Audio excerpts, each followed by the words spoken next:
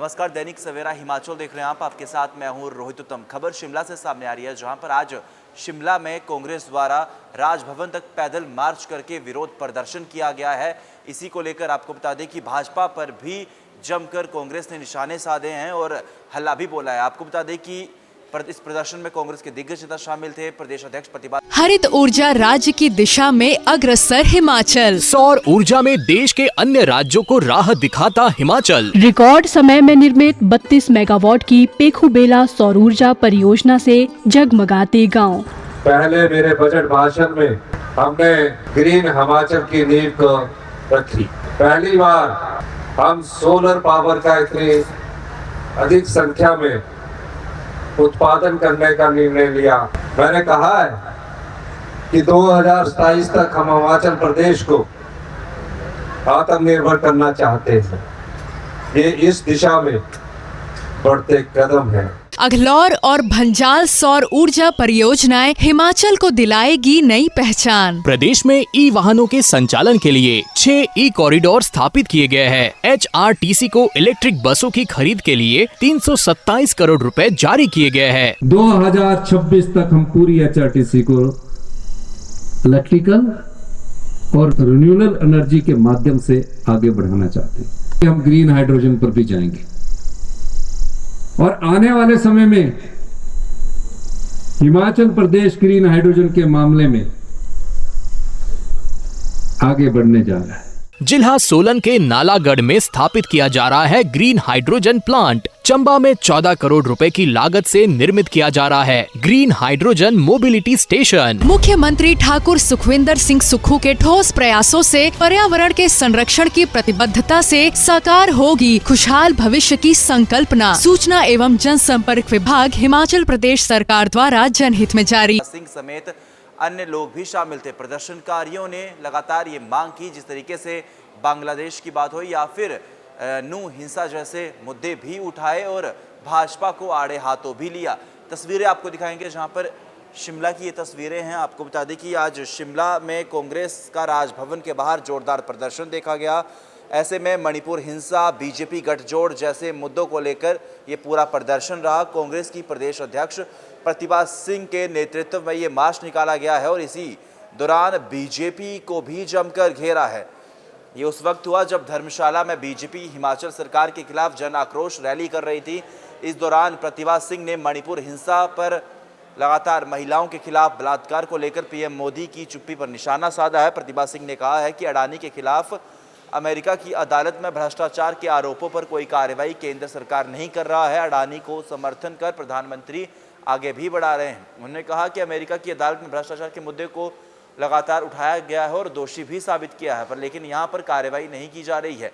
इसी मुद्दे को लेकर आज देश भर में कांग्रेस पार्टी राजभवन के माध्यम से ज्ञापन सौंपकर पीएम को सौंप रही है। इसी को लेकर उन्हें उम्मीद है कि पीएम गौर करेंगे। वहीं प्रदेश कार्यकारिणी के गठन को लेकर प्रतिभा सिंह ने भी ये कहा है कि जल्द ही कार्यकारिणी का गठन कर लिया जाएगा। इसके लिए प्रभारी हिमाचल प्रदेश आए हैं।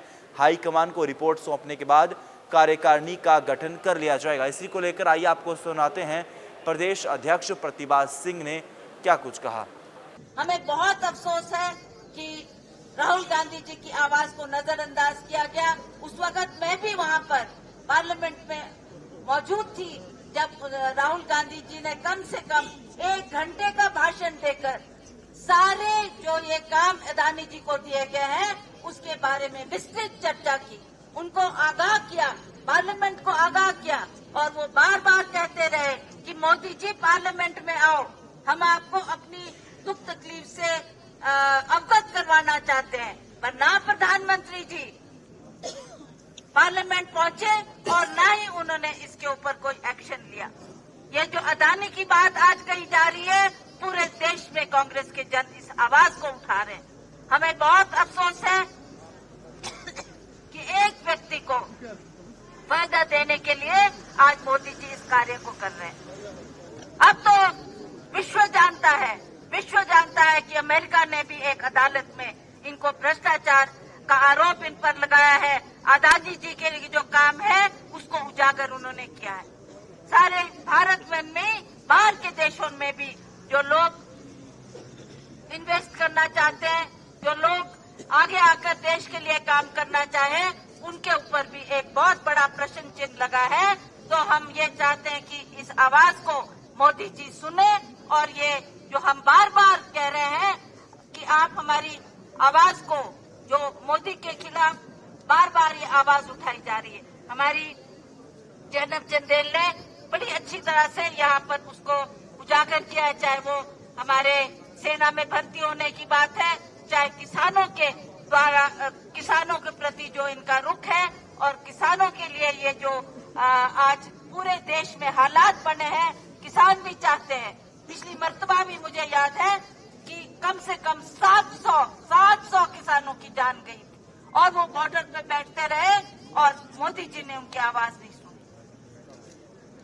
आज उसी तरह का प्रदर्शन हमारे किसान फिर से बैठकर कर रहे हैं और बार बार अपनी आवाज को मोदी जी के कानों तक पहुंचाना चाहते हैं। तो आज आप देखेंगे इस सर्दी के मौसम में भी वो किसान वहां पर बैठकर अपना प्रदर्शन कर रहे हैं, पर उसमें भी कोई गौर नहीं किया जा रहा, जो कि हमारे लिए बहुत दुख की बात है कि हमारा अन्नदाता, हमारा अनाज उगाने वाला किसान जो बार बार अपने हक के लिए लड़ता है, अपनी बात कहता है, उसकी आवाज को नजरअंदाज किया जाता है।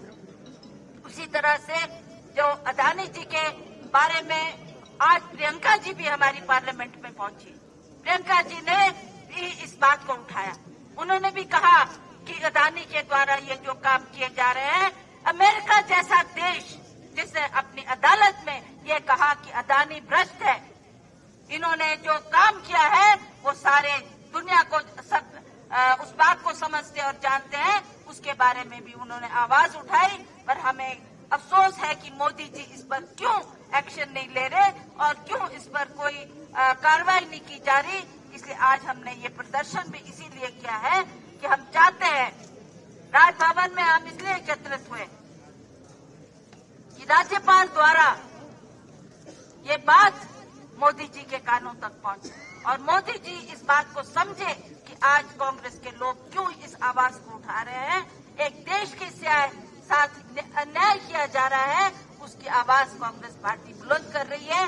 तो हम चाहते हैं कि इस बात को हम अवश्य वहां तक पहुंचाएं। दूसरी बात जो मैं आपको कहना चाहती हूँ, पिछली बार भी जब मैं पार्लियामेंट में थी, उस वक्त भी हमारे जितने भी कांग्रेस के कार्यकर्ता थे, उन्होंने बार बार मणिपुर की बात की। मणिपुर वो राज्य है जहाँ पर आज से नहीं कई समय से वहाँ पर जो लोग मारे जा रहे हैं, उसके बारे में हमने आवाज उठाई। आपने भी देखा होगा सोशल मीडिया के माध्यम से कि किस तरीके का अत्याचार महिलाओं के साथ किया गया, किस तरीके से उनसे व्यवहार किया गया, कितनी जानें चली गई, कितने वहाँ पर लोग मर गए।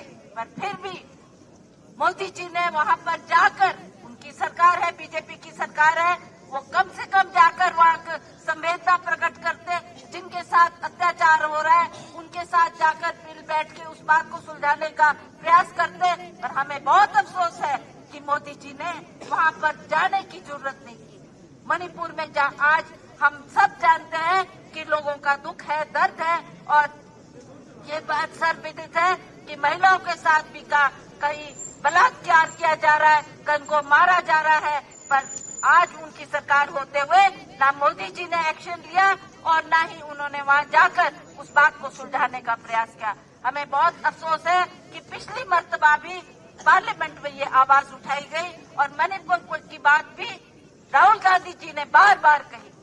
राहुल गांधी जी मणिपुर पहुंचे, उन्होंने वहां के लोगों को का दुख दर्द साझा किया और उनके साथ बैठकर उनका दुख तकलीफ जानने का प्रयास किया और जो भी संभव हो सकता था, क्योंकि अब वहाँ पर विपक्ष की सरकार है, उन्होंने जो भी संभव हो सकता था, चाहे वो पुलिस के लोग थे, चाहे औरों के लोग, उनको समझाने का प्रयास किया कि इस तरीके का जो माहौल आज मणिपुर में बना है उसके ऊपर हमें सोच करनी है, हमें अपने लोगों को सुरक्षित करना है।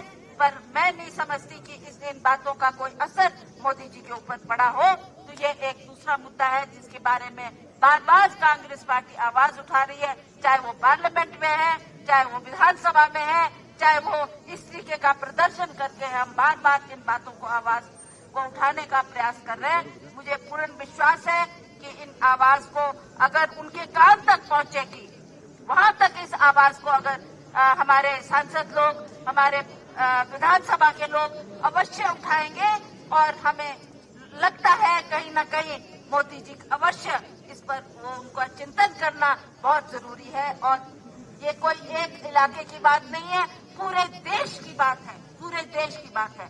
जैसा यहाँ विदित चौधरी जी ने यहाँ पर जिक्र किया कि जो अडानी जी को क्या कोई और व्यापारी नहीं रहा, कोई और ऐसा इंडस्ट्रियलिस्ट नहीं रहा जिसको आपने फायदा देना हो, या जो आगे आगे देश के लिए काम करना चाहता है, चाहे वो एयरपोर्ट बनने की बात है, चाहे वो रेलवे की बात है, चाहे वो बस अड्डों की बात है, हर काम आज अडानी जी को दिया जा रहा है। इसके बारे में एक बहुत बड़ा प्रश्न है कि आप उनको बार बार क्यों आप उनको आगे लाना चाहते हैं, क्यों सब काम उन्हीं को दिए जा रहे हैं। हम चाहते हैं कि इस आवाज को मोदी जी सुने और इस पर थोड़ा फिक्र करें कि देश की बात है और देश को सुरक्षित करने के लिए हम सदा लड़ते रहेंगे।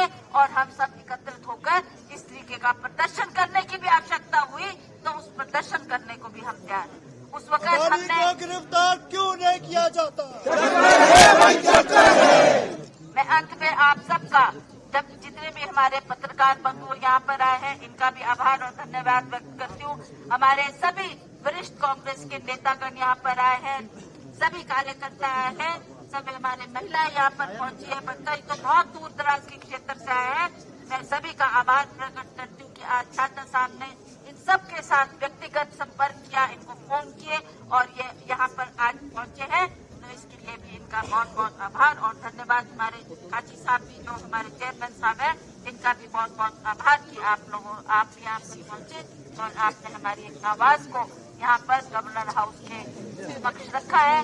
और हम विश्वास करते हैं कि मीडिया के माध्यम से भी ये संदेश गांव-गांव तक जाएगा, हर जन तक जाएगा, जो यहाँ पहुँच नहीं पाए उन तक भी आवाज अवश्य पहुँचेगी।